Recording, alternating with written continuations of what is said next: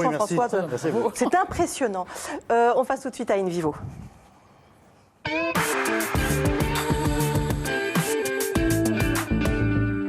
Suite de notre série auprès de migrants installés en Vendée après avoir fui leur pays.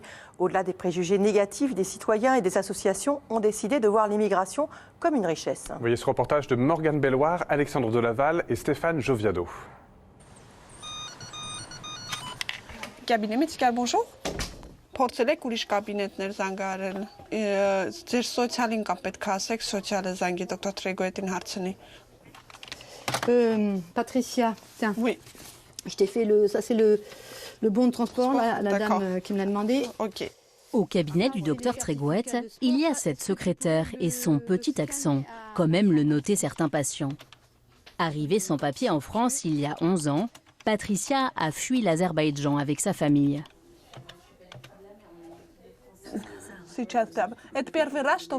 Aujourd'hui, elle accueille les patients en français, en anglais, mais aussi en russe ou en arménien. Car dans ce cabinet, la porte est ouverte à tous. Le migrant qui vient, il vient tout seul, sans leur famille, donc choqué. C'est le même chemin que moi, personnellement, je suis passée. Je suis arrivée en France, donc tu arrives dans une ville, dans un pays, tu connais personne. Donc j'essaie vraiment de faire le maximum possible qu'ils soient un peu soulagés, qu'ils ne se retrouvent pas toutes seules.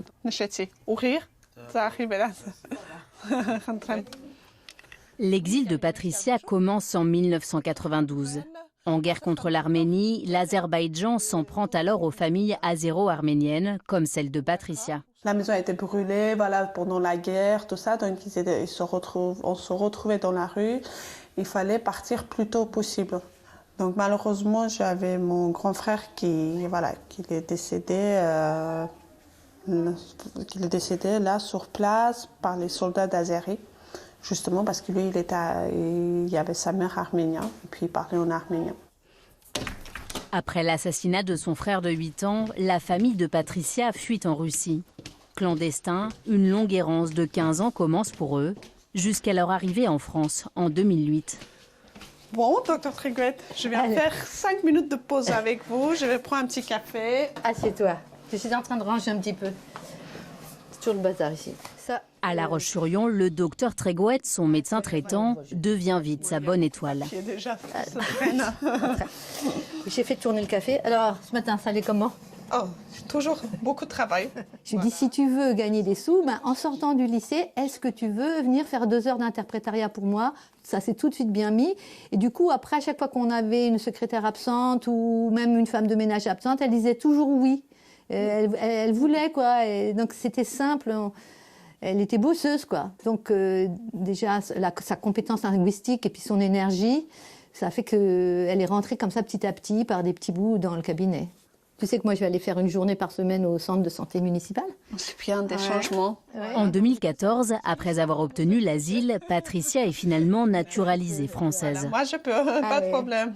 Pour les jeunes médecins qui arrivent, Patricia, c'est juste une secrétaire qu'on aime beaucoup et qui fait bien son boulot et à qui on demande de temps en temps de la traduction. Mais pour moi, c'est quelqu'un, j'ai vu toute la beauté d'un chemin d'insertion. Et c'est ça aussi qui est beau, c'est de voir les gens se relever. De la voir s'épanouir, construire sa maison, trouver du travail, avoir des enfants. Enfin, la vie qui se déroule, c'est magnifique, ça. Oui, ça, c'est vraiment magnifique. J'arrive à m'adapter. Si je suis entre les Françaises, je suis une Française. Si je suis entre les Arméniens, je suis arménienne. Elle est 100% arménienne et elle est 100% française. Hein. Voilà. Parce que tu es française parce que tu as la nationalité française. Tu es française parce que tu y vis, que tes enfants sont nés là, que tu participes à la richesse nationale en travaillant. Ouais. Tu fais la France. Après une enfance passée à fuir et se cacher, Patricia a pu en France oublier la douleur de l'exil.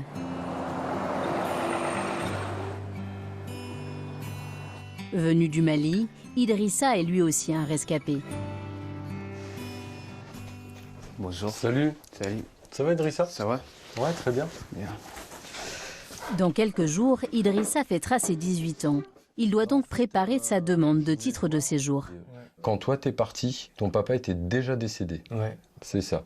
Donc, moi j'ai précisé, Voilà, ma mère nous élevait seuls après la mort de mon père et nous étions 5 enfants, 3 filles et 2 garçons. J'ai dû partir parce que j'étais l'aîné des garçons. Ouais. C'est ça? On est bien là-dessus? Ouais.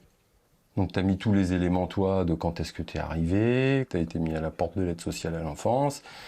Bénévole de l'association Amis sur Yon, Nicolas est venu en aide à Idrissa dès son arrivée en Vendée. C'est un truc, moi, que je voulais vérifier. Après avoir parcouru des milliers de kilomètres et traversé la Méditerranée, l'adolescent s'était vu refuser le statut de mineur en quelques minutes. La prise en charge d'un enfant, ça coûte de l'argent. Et en fait, comme les aides sociales à l'enfance se disent submergées, elles vont avoir tendance à écrémer. C'est des jugements très subjectifs au fond. C'est ah bah celui-là il est plus grand, celui-là il est plus costaud. Eh ben non, finalement il a plus de 18. Il y a des mômes qui se retrouvent à la rue de manière, comment dire, enfin c'est inhumain. Donc en gros on vous positionne dans, vous êtes un menteur. Donc, vous imaginez, ça veut dire qu'en gros ce que vous êtes n'est pas reconnu. Vous êtes nié dans ce que vous êtes. Après de longs mois d'attente et un recours devant le juge pour enfants, Idrissa vient finalement d'être reconnu mineur. Mais à l'aube de ses 18 ans, il doit désormais constituer un dossier solide pour obtenir son titre de séjour. Ton dossier, il y a tout. Et enfin, moi, je le trouve super parce qu'il explique bien ce que tu as fait. Ouais, il y a tous les éléments scolaires. Quand moi, je me rappelle quand tu es arrivé, ça a vachement changé. Hein. ouais, ça a beaucoup changé. Ouais. Quand j'ai toujours peur. T'as peur? J'ai toujours peur, je sais pas pourquoi. Pourquoi? Je suis stressé, j'ai un petit peu peur, voilà. Je sais pas. Bah, si tu regardes bien ce qui s'est passé jusqu'à maintenant, tout avance en fait. Ouais. Donc on n'est pas dans une logique, tu sais, où ça va s'arrêter. On construit au fur et à mesure les éléments. Pour l'instant, il n'y a pas de problème. Regarde. Il y a l'école, la famille, Ouais, c'est vrai. le boulot. Tu as même gagné des sous cet été. Hein? Oui, c'est... Pour l'instant, voilà, je ne peux pas rien dire. Je ne sais pas quel avenir que je vais le voir. Peut-être ça va être mieux, ça va être dire, je ne sais pas encore. Ouais. Mais il y a un poids sur toi Beaucoup. Ouais. Ouais. Beaucoup, beaucoup. Bon, bah Idrissa, Merci. à plus, hein? Ouais, à plus. Ça marche. Loin des siens et de sa terre natale, Idrissa se bat pour s'intégrer dans cette ville qui l'a accueilli.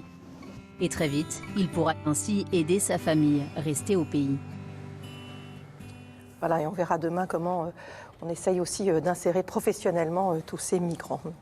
Un appel à témoins. Oui, Marina, tout, brûlure d'estomac, vomissement, votre reflux gastrique œsophagien, le RGO, vous gâche la vie. Votre témoignage nous intéresse. Merci de nous joindre au 01 58 88 85 21. Voilà, et vous ne bougez pas. Dans quelques instants, à le docteur, on va parler accompagnement de l'obésité avec le professeur Sébastien Chernikov, qui est nutritionniste. Bonjour. Bonjour. Le docteur Guillaume Pourchet, qui est chirurgien. Bonjour. Bonjour. On va parler effectivement activité physique, nutrition. Mais est-ce que globalement, quand les personnes obèses viennent vous voir, leur première demande, c'est la chirurgie ? Alors, moi, étant chirurgien, effectivement, il y a un biais de sélection, mais les patients sont assez bien informés maintenant. Je trouve qu'au niveau des réseaux sociaux, et même souvent, parfois, mal conseillés par leur médecin, hein, encore, donc le patient est assez conscient des enjeux de la maladie, parce que ça, je crois que c'est quelque chose qu'il faut absolument rappeler. On est face à une maladie chronique, et c'est pas la faute du malade, quand on a passé un certain stade, enfin, il y a des définitions de la maladie, mais ils sont assez conscients. On va en parler tout de suite, surtout vous ne bougez pas.